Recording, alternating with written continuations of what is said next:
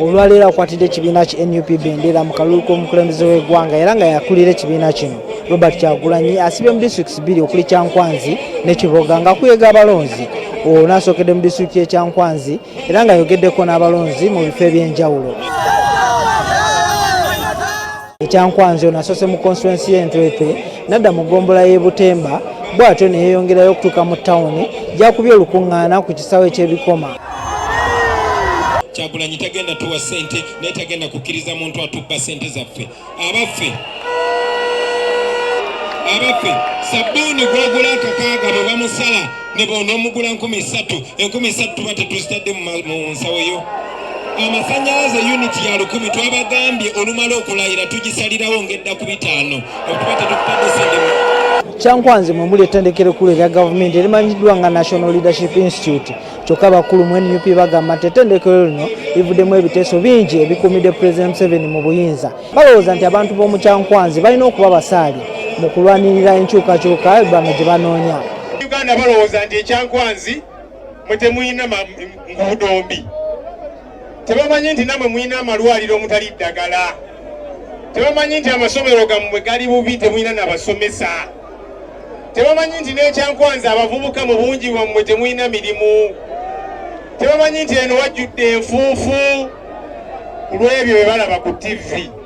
Balaba ng'ebiteeso byonna ebireetedde abantu bano okulemera ku ggwanga lyaffe biva eno Kyankwanzi. Balowooza nti Kyankwanzi muli bulungi. Kaakati muyina kulwana masajja okukyusa embeera eyo. Eno Kyagulanyi ayongedde okukaatiriza ensonga y'obuweereza obuli mu mbeera embi gamba ng'ebyenjigiriza ebyobulamu ebitatuuka bulungi ku bantu. Ono agamba nti singa afuuka omukulembeze w'eggwanga bino bye bimu ku byagenda okusaako essira okutereeza. Waffe wuuno Irumba kitugambye yasomera awo mukasomera ako kati asomesa Makerere naye olunaku lwaleero mbuulira ku byenjigiriza bwe biri nga n'abaana kati ssaawa zino tebasoma kubanga abasomesa tebasasulwa. Mbuulira mwana kyalina essuubi okuva wano agenda asomesa e Makerere.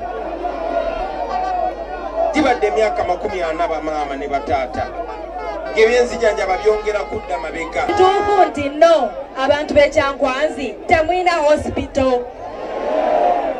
Health center for eriemu. Tata health center for eriemu sibiri. Tuyise mu masomero Kakumiro Nabbanja we yasomera essomero liggale. Headmistress yasomesa abaana be beesomesa. Kubanga abasomesa tebakola tebakola. Kati kitegeeza nti ffe kituwadde advantage. Museveni gy'atatuuka tutuuse. Ebbula ly'emirimu alyogeddeko nnyo nga singa kampuni ezo tuba tuzi promotinze nezisima n'okufiritalinga amafuta abantu baba bajja kufuna emirimu golodi n'ebirala ebiringa ebyo ayogedde ku kibbatta. Oluvannyuma Kyagulanyi ne banne baze mu ddene okugenda mu disitulikiti y'e Kiboga naye okuyega abalonzi. Bano bakozesezza oluguudo oluva e Kampala okudda e Hoima. Kyokka ng'oyinza okugamba nti ebyentambula bisanyaladde mu kaseera ke badde bakozesa oluguudo luno.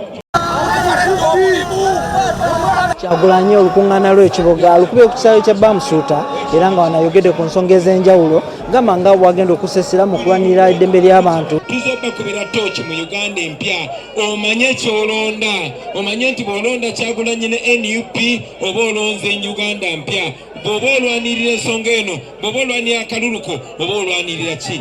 Baganda bange oba olwanirira eddembe ery'obwebange nga tekigenda kuddamu kubeerawo ti omuntu agenda kukwata bakusibe olw'okuwagira ono n'otuwagira oli. Tekigenda kuddamu kubeerawo ng'omwana w'omuntu kabeere wa kabira ki nga bamukutte ne bamutulugunya ne bamuteeka mu basement tibamuyigiriza lunyambo. Kyagulanyi agamba nti singa abantu bamwesiga ne bamulonda ng'omukulembeze w'eggwanga agenda kufuba okulaba ng'abantu ba bulijjo tebaddamu kutuntuzibwa amagye sako n'okukwatibwa mu ebyo byalowooza nti byekuusa ku by'obufuzi. Mu Uganda empya ekisookera ddala kwe kusumulula abasibe bonna abaasibwa nga tewali musango. Omwe muli Dr. Besigye, mwe muli ba Eddie Mutwe, mwe muli Waiswa Mufumbiro, mwe muli Bobby Yanga, mwe muli abo abamazeyo emyaka 8 abamazeyo emyaka 10 abatalina musango kubayimbula. Ekisookera ddala kuwa abantu ddembe lyabwe okugobawo okukwata abantu abatali basirikale obbawoleza mu kkooti y'amagye oli yeegombye mukazi wo naye talina bwakusiba ayagala ttaka lyo talina bwakusiba. Disitulikiti zino ebbiri okuli Kyankwanzi ne Kiboga zirimu abantu amawanga matabike nga mulimu Abanyankole, Abakiga, Abaganda, Abanyarwanda n'abalala. kyokka Kyagulanyi agamba nti abantu baziba buzibwa nti singa alondebwa ku ky'obukulembeze bw'eggwanga ajja kubagobaganya. Kino Kyagulanyi akisambaze. Ate bamaze ebbanga nga babatiisatiisa nga babagamba mwe abatali Baganda, nga babagamba mwe bannaffe abasheshe, mwe bannaffe abafumbira, mwe bannaffe abanyarwanda, mwe bannaffe bonna abatali Baganda, nga bagamba Bobi Wine bw'anaafuuka pulezidenti bagenda bagoba mu Buganda. Neŋŋamba kiki kino kiboogerako? Ngenda kusooka goba kimyula kyange. Kandi bafite inka ariko bararira bagejeje igihe cyo kugura umuti wo koza inka. Barabanza kugurisha inka mu kiraro bashobore kugura umuti.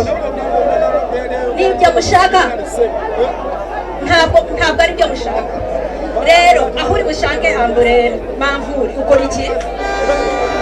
Ibyo biraza guhinduka. Rero yamaze imyaka 25 nararongoye umuganda ntibarangira ndaha ndahuririye. Watabawo kikyuka olunaku lw'enkya Kyagulanyi wakuyega abalonzi mu disitulikiti ya Nakaseke era nga olunaku lw'enkya g'emmenunula ga Uganda. Kinajjukirwa nti Nakaseke y'emu ku disitulikiti ezikola Greater Luweero era nga NRM gavumenti wano yasinziira okuwamba obuyinza mu mwaka gwa 1986. Nze Juma Kiria ku Line TV wano e Kiboga.